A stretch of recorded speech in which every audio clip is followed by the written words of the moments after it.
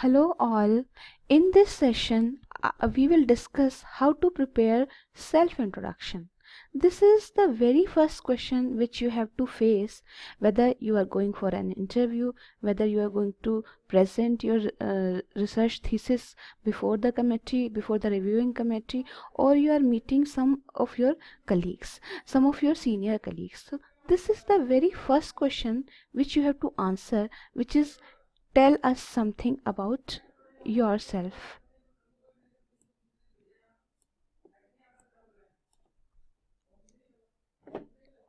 Before I start the session, I would like to thank you all those people and the websites and the internet resources which I have used in this session. First of all, I would like to thank Professor Sahana Murthy, who actually introduced me to this topic and technique, and then Professor Leena Jha, who is again also a faculty of IIT Bombay, who actually executed this technique before us, and we will able to grasp the technique and how to introduce yourself.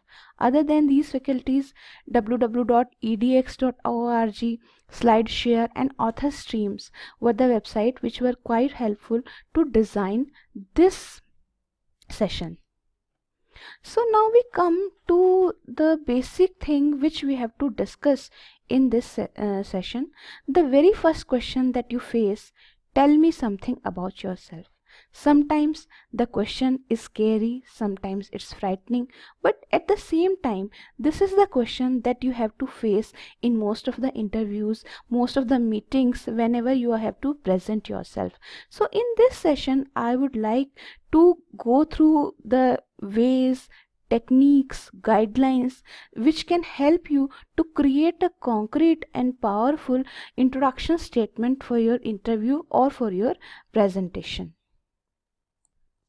This is one of the most important questions which is being asked in any interview. This is also the very first question to be asked in an interview. Whenever you approach to the interview panel, the very first question after the greetings is asked is, tell us something about yourself. So in most of the interviews you will face this question very first. Yes, and what is the importance of this question? This question can set the direction of your interview.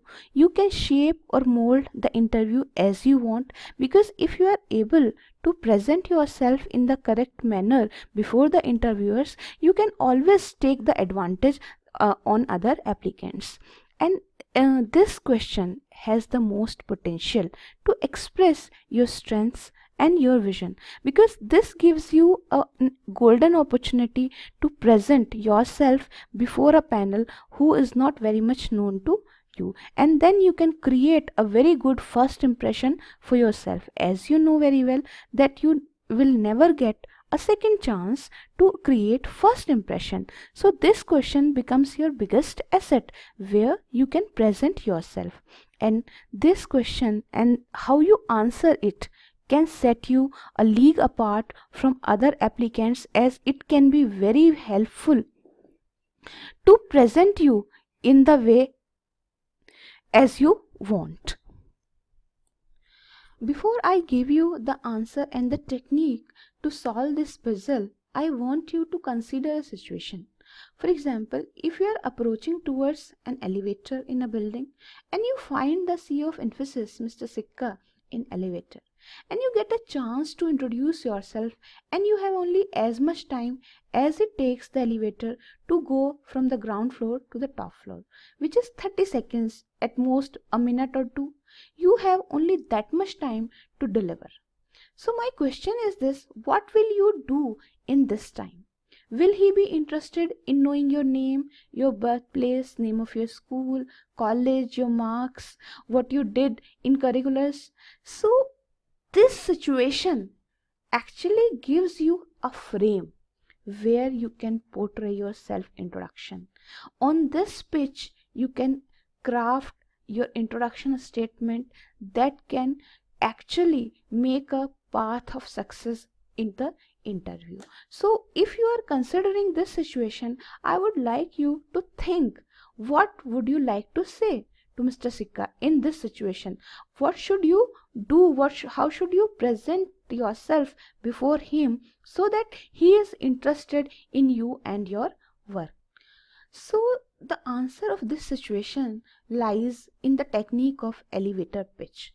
It is always a good idea to have a short introduction to the poster or to the talk that is your pitch, also known as elevator pitch, because the idea has been taken from an elevator ride. That is why it is called elevator pitch. An elevator pitch is usually no longer than 2 minutes, ideally 90 seconds, but you can stretch it to 2 minutes. And the main idea, main point behind this technique is that you get only one chance to make a first impression. So what should you do? You should state your achievements, your projects, your skills, because the listener will remember what interests him, not the stories you are going to tell him. So if you are telling him what you have actually done in the field the person belongs to, then the listener will be able to remember what you are, what your work is all about. You have to think from the perspective of employer also. You also have to do this in such a way that it excites the listener. He wants to know what you have done, so what the interviewer really is interested in. This is the real relevant background of the student, what he has achieved till date, what he is looking in his future, how he wants to shape up his future, what is his vision and goals for his future. Because only on these terminologies he can or she can determine whether a student is a good fit for the company. Now the question comes before us, what elevator pitch should include? An effective elevator pitch should include an engaging hook for the listener. Means what interests most to the listener. If you are facing a panel, an interview panel who are looking a candidate for marketing, then you have to exhibit your marketing skills. If they are looking a candidate for research, then obviously you have to present your research articles, your research works before them. So it means that whatever you are going to present before the interviewer or the panel, they should be interested in that. So it's very much important that you should do some homework before you are going to present yourself, because then only you will have an idea what the company is looking for and what you have to present before them. Yes, it should focus on the problem that has been solved by the person who is delivering the pitch. It means they want to see your problem solving abilities, and at the same time whether those abilities match the requirement of the company. So you should be able to focus on the issue in which company is dealing with.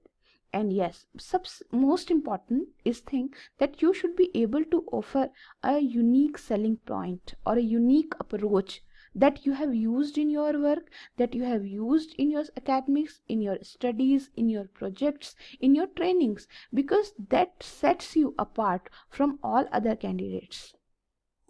My mantras for you to create a strong elevator pitch for your self introduction is, the very first is focus. You should be focused, as you have very limited time what you have to present before the interviewer.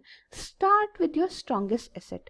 It may be your education. If you have taken very good education, you are very qualified, then you obviously you can start with your education. If your experience is rich, you have taken good job responsibilities and you have performed well in your job responsibilities, then you can start with that.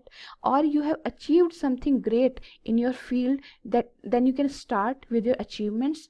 If you have done some training, some special projects in your career, in your educational time, then you can focus on your trainings or special projects, whatever you have been able to deliver. So should start with your strongest asset. It may be your education, it may be your experience, any major achievement or any special project you have undergone through. So this should be the start of your elevator pitch. Yes, and the point which you have to keep in your mind, that don't wander. It means you should not be vague. It should be focused. Don't provide a list of skills, because nobody is going to remember the list of skills that you are going to present before them. Only state your specific skills which have benefited others, and where you have been able to contribute concretely in value addition of the organization. Before you actually present your introduction, you should actually write down your elevator pitch. The size of it should be approximately 100 to 200 words, or maybe 4 or 5 lines. It will take 1 or 2 minutes when you speak it loud.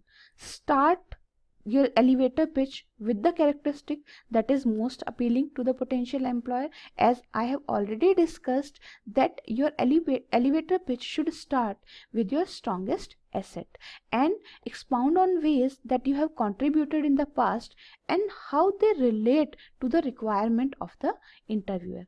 And very important, don't forget to express interest in the available position, because even if you have done wonders in your last job, if you are not interested in the present opportunity, then it is of no use for the employer.